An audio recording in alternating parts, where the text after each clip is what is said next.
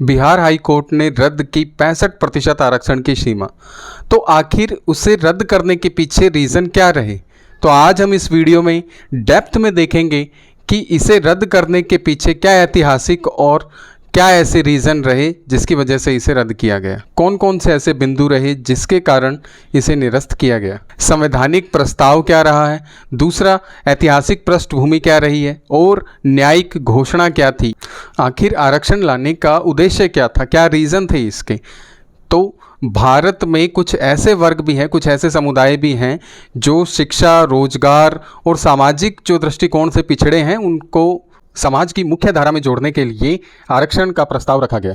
यानी हम कह सकते हैं कि इसमें महात्मा गांधी जी का भी एक कोट है कि सर्वोदय की परिकल्पना हम अंत्योदय के आधार पर कर सकते हैं। यानी हम कह सकते हैं कि एक अच्छे समाज के निर्माण के लिए शिक्षा, रोजगार और सामाजिक दृष्टिकोण में सभी लोगों को बराबर लेकर चलना पड़ेगा।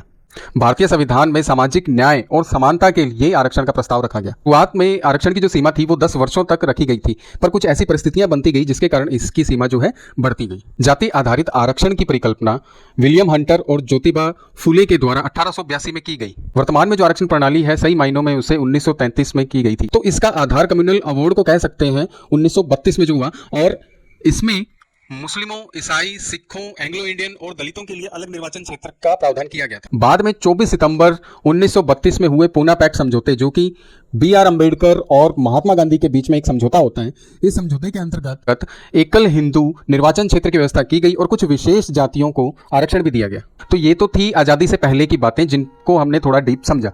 अब बारी आती है आज़ादी के बाद की बातें। तो जाति आधारित आरक्षण को वैध करने के लिए 1951 में कुछ प्रावधान किए गए और मंडल आयोग का भी निर्माण किया गया। इसमें कुछ अन्य पिछड़े वर्ग ओबीसीज के लिए भी जो आरक्षण की व्यवस्था की गई। इसके बाद 103वें संविधान संशोधन में अनारक्षित वर्ग के लिए 10% आरक्षण की व्यवस्था की गई। मतलब संविधान अधिनियम 2019 में ईडब्ल्यूएस को 10% आरक्षण दिया गया। और इसे आरक्षण को देने के पीछे जो आधार था वो आर्थिक रूप से जो पिछड़े वर्ग थे उनके लिए व्यवस्था की गई थी। अब हम थोड़ा सा और डीप में जाने की कोशिश करते हैं जिससे कि बिहार जो आरक्षण मुद्दा उठा है ये, तो इसे हम और ज्यादा क्लियर कर सकें। तो इसके लिए हमें संवैधानिक प्रावधान और संशोधनों को समझने की आवश्यकता है। तो संविधान के भाग 16 में केंद्र व राज्य विधायिका में आरक्षण के लिए, SC/ST के लिए आरक्षण के लिए प्रावधान किया गया है। तो आगे अगर हम देखें तो अनुच्छेद 15(4) और 16(4) के अंदर केंद्र व राज्य सरकार द्वारा SC/ST के लिए सरकारी सेवाओं में सीटें आरक्षित करने का प्रावधान निहित है या प्रावधान है। अनुच्छेद 16(4)A में SC/ST के लिए पदोन्नति में आरक्षण के लिए जो है प्रस्ताव रखा गया है, जो कि 77वें संविधान संशोधन में जोड़ा गया था। तो अब अगर बात करें अनुच्छेद 16(4)B की, तो यहाँ राज्य सरकार अगले वर्ष SC/ST के रिक्त पदों को भरने में सक्षम है। तो यहाँ तक आपको आरक्षण की पृष्ठभूमि समझ आ चुकी होगी। तो अब वर्तमान में जो पटना हाई कोर्ट आरक्षण का जो मुद्दा चल रहा है, जिसके अंदर पटना हाई कोर्ट के मुख्य न्यायाधीश विनोद चंदन और न्यायमूर्ति हरीश कुमार जी की अध्यक्षता में जो निर्णय लिया गया कि 65% आरक्षण को जो है निरस्त किया जाता है, उसे हम और अच्छे से समझेंगे जिससे कि आपको सारी चीजें क्लियर होती जाएंगी। तो यहाँ उन्होंने समानता के अधिकार का उल्लंघन होने की बात कही और शिक्षा व रोजगार में समानता देने की बात की गई, जिसमें कि उन्होंने बताया कि यहाँ आर्टिकल 14, 15 और 16 का उल्लंघन हो रहा है। कुल सीटों में 50% से अधिक आरक्षण नहीं देने की बात कही गई थी।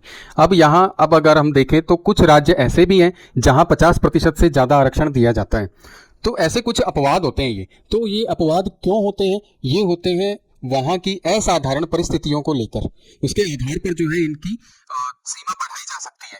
जैसे कि अब ये असाधारण परिस्थितियां होती क्या हैं? तो असाधारण परिस्थितियां वो होती हैं कि भारत में कुछ ऐसे समुदाय हैं जिनको मुख्य धारा से अलग रखा गया है, उन्हें मुख्य धारा में नहीं रखा गया। तो ऐसी स्थिति में उस राज्य की सीमा, आरक्षण सीमा को बढ़ाया जा सकता है। अब आपके मन में सवाल उठेगा कि ईडब्ल्यूएस तो मुख्य धारा से अलग नहीं है, तो उसे 10% आरक्षण क्यों दिया गया?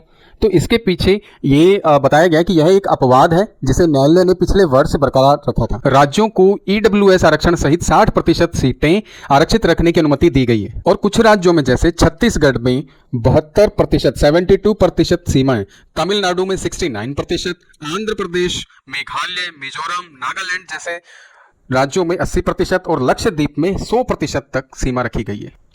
और महाराष्ट्र और राजस्थान को अगर देखें तो यहाँ इनके पिछले प्रयासों को लेकर अदालत ने निरस्त कर दिया, खारिज कर दिया। तो इस वीडियो में हमने जो है छोटे से छोटे पहलू पे एकदम डेप्थ में बात की है, जिसमें कि हमने आरक्षण की पृष्ठभूमि को देखा कि कहाँ से कैसे ये शुरू हुआ है। हमने इस मुद्दे को देखा कि ये कैसे शुरू हुआ और किस इसका बेस क्या है, इसका आधार क्या है। तो अब हमें इंतजार रहेगा सुप्रीम कोर्ट के निर्णय का।